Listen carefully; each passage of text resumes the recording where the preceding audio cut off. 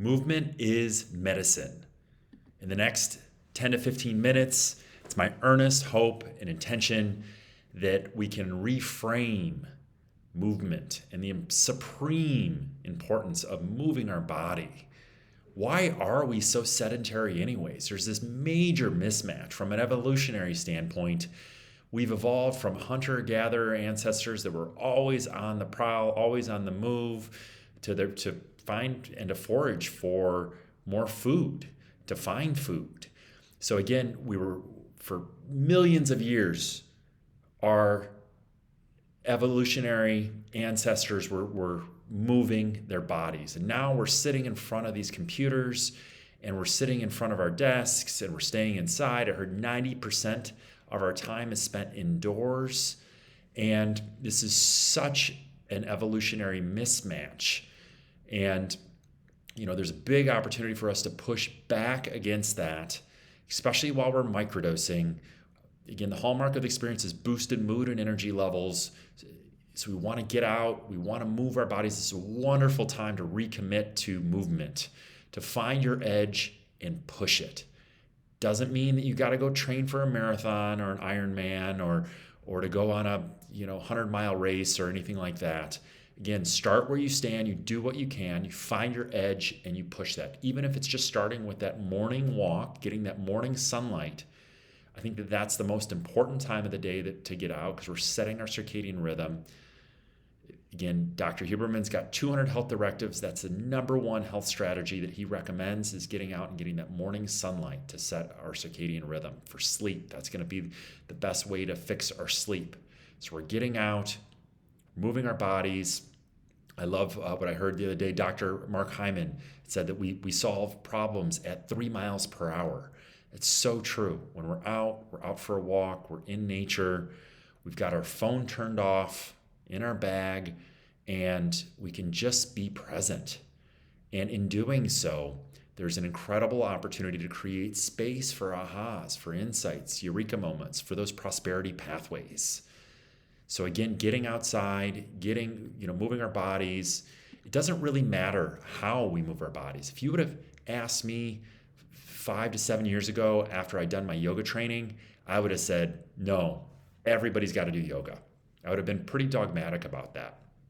But now I have a different approach. While I do believe that yoga is a supreme integration strategy, because it does encapsulate more than just movement. It's mind, body, spirit, and then we have the community aspect. And so it can be very, very powerful. And it was for me during a time in my life. I don't practice as much. I wish I did practice more. I wish I had more time. I've been doing a lot of weight training, and I do a lot of cycling, a lot of running, and a lot of walking. And I just, again, wish that I took more time, so that maybe that'll be something that I hopefully will be setting as a strong intention in 2026, to stretch more and to slow down, and via a yoga class, because I love that concept. Phones turned off, you're in community, connecting to the breath, connecting to your intention for that hour. And again, that's a wonderful space for creative insight, for priming prosperity pathways. But again, it doesn't matter how you move. Yes, yoga might be a stronger strategy, but whether you move your body by dancing, by swimming, cycling, running, going for long walks, hiking, these are all different strategies that can work. So again, we're not getting dogmatic about it. Find what works for you and do that. I saw Dr. Rhonda Patrick. She put out I think this was an X post, or it was on social media, and I've been hearing a lot of this over the years, that exercise beats SSRIs. And it's kind of like, duh. There's a lot of things that beat SSRIs. We've been brainwashed by big pharma that we need to have a pill to fix us, when the reality is we just need to move our body. We need to get out. We need to get that sunshine, spend less time indoors, get outside, get the fresh air, get the vitamin D, get the morning sunlight for our sleep. maybe a walk after dinner. That's also good for our sleep as well. That low solar angle before bed is also beneficial. Again, there's a cell in our body called the suprachiasmatic nucleus that sends a signal saying, hey, the sun is rising or the sun is setting, and act accordingly. It's sending that signal to all of our cells. Of course, that's not happening consciously. It's happening unconsciously in the back. But that is, again, another motivation to get outside and get moving. But Dr. Rhonda Patrick, again, exercise beats, and this is in medium to moderate cases of depression, where it's the BDNF from the exercise, the brain-derived neurotropic factor, is the big leverage point. When we're moving our bodies, we get the BDNF, and BDNF is also that's the marker of neuroplasticity. We've talked about at depth that microdosing boosts neuroplasticity. What is neuroplasticity? Our brain and our nervous system's ability to change to internal and external conditions. So exercise is going to be the best strategy for BDNF. But we're going to get similar benefits via the microdosing. So when we stack these two on top of each other, we're going to have a mega boost, an ultra boost of neuroplasticity. So again, it's important that we're doing, if we are microdosing, that we're also moving our bodies as well.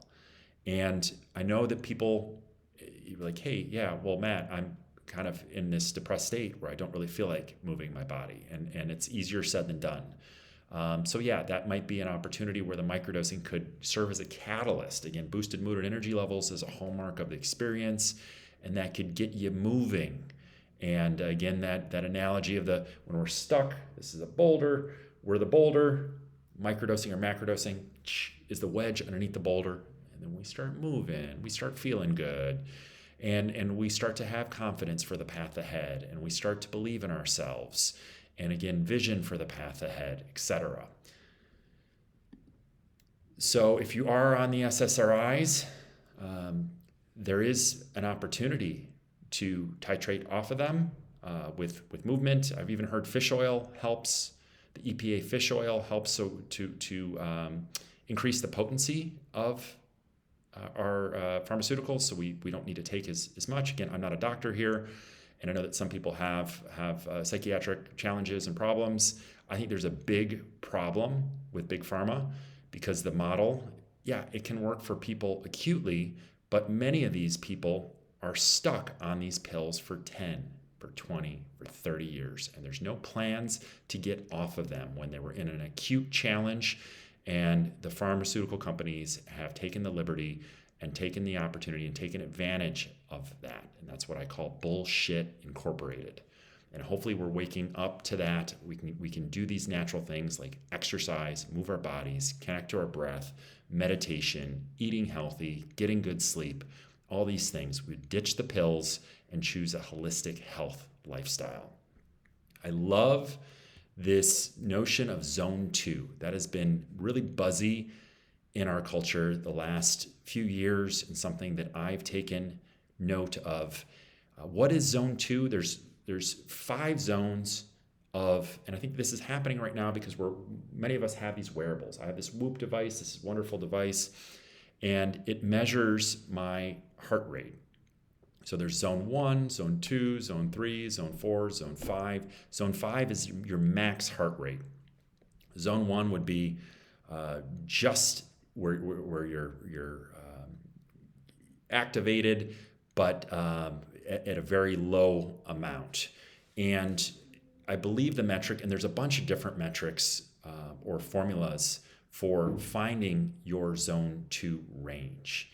180 minus your age, so I'm 46 years old. 180 minus 46 is 134 is the peak of my zone 2 range, and then basically subtract 15 to 20. So that would be 115 to 134 is pretty much my zone 2 range. So I'm very mindful, and again, that might fluctuate a little bit, and there's so many different formulations for this, and people have different reasons for this or for that, and I don't think that we have to be too precise with this. But it's my understanding that the zone 2 and the recommendation, I believe from the federal government even, this is wild that there's a health recommendation that's actually good for us, is 180 minutes per week that we are supposed to get. And that's a lot when you think about it. But one of the benefits of the zone 2 is that we can still hold a conversation while we're running or cycling. And I found that you can go for a long time.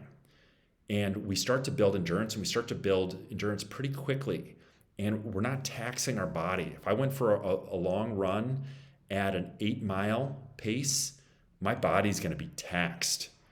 And when I'm running at a zone 2 pace, that's going to be a 13-minute mile. So I'm going really slow. It's almost like a really fast walk or super slow jog if I'm in that zone 2 range. And therefore I can go really, really far with that. But my heart rate is again in that 115 to 135 range. And all sorts of incredible processes are happening when we're in this zone 2. This is a way that we are training our body to utilize fat as fuel. It builds aerobic base, mitophagy, and mitogenesis. These are two relatively new terms that have got me super excited. Mitophagy is our healthy mitochondria, or recycling our damaged mitochondria. And mitogenesis, we're producing new mitochondria. So I picture in my mind's eye, I know this is a little bit cheesy or hokey or maybe woo-woo, but I picture in my mind's eye these new power plants, these new grids coming online within my body, understanding the science that that's what's happening. And the mitochondria are not just the powerhouse of the cell, like we were taught in biology class. They do far more than that. There's a new story emerging in the last 5 to 10 years. Dr. Chris Palmer, he's a psychiatrist at Harvard who wrote a book called Brain Energy. Dr. Chris Palmer has basically called bullshit on the whole field of psychiatry, saying we don't know what the hell we're doing with these pills. And he's been utilizing the ketogenic diet and low-carb diets to treat people that are struggling with mental health disorders like schizophrenia and major depressive disorder. And apparently, the ketogenic diet is a evidence-based 100-year-old strategy for epilepsy. And I was shocked to find that. So I've dabbled a little bit with the ketogenic diet. This video isn't necessarily about that, but there is benefits to be had there. If you're interested in Dr. Chris Palmer's work, you can find him at brainenergy.com. Benevolent luminary doing incredible work for just waking our nation and human family up to the BS Inc. and to how that there is a healthier, more holistic way of living life without all the pills. Again, the mitophagy, mitogenesis. So we're bringing more of these power plants online. Sorry for that digression. I get heated and passionate when I start talking about the pharmaceutical companies and BS Inc. Again, we're bringing more of these power plants online, and the mitochondria, again, is not just the powerhouse of the cell. There's the new story that I was mentioning a moment ago before I got a little bit sidetracked here, is that the mitochondria turn on and off genes and regulate hormonal production. So it's doing far more than just the powerhouse of the cell. So again, it's turning off on and off genes. The gene expression is coming through the mitochondria. That's my understanding. And the hormonal output. So if we want to live optimally, we want to have healthy mitochondria that can fuel our energy and that can optimize. And our bodies know, when you'll say, like, well, how do we know? How do the mitochondria know what to do? I think there's going to be an inclination that healthy mitochondria are going to optimize the system to work as good as it possibly can. So it's going to regulate the hormones. It's going to boost the hormones. It's going to reduce the genes that are going to predispose us to dis-ease and being sick and inflammation. So I'm a little bit out past my skis here talking about this. This again is the new science of mitochondria, but it's a very hopeful science, and we want to get more of this zone 2, which is a special kind of exercise, and this is the best way to increase energy. There's no pill or potion that touches zone 2 exercise. So if you have any questions, I'd love to hear your thoughts and impressions, anything that I missed around this moving our bodies. And I just encourage, again, start where you stand, do what you can, and then maybe tomorrow you do a little bit more. And that's this path. And we have grace when we miss a day. Try to not miss 2 days. I've gotten really tender with myself about if I'm not really feeling it, I'll just do what I can. And then that equates to me keeping the momentum, where a 20-minute workout or a 30-minute workout, yeah, it's not an hour or an hour and a half in the gym, but it's better than nothing at all. So think about mitigating damage control. If you have any questions, please do let me know in the comments below. For more on the Worth the Fight mission and message of hope and healing, please check out the worththefightbook.org or worththefightbook.org. And until tomorrow, much love and peace.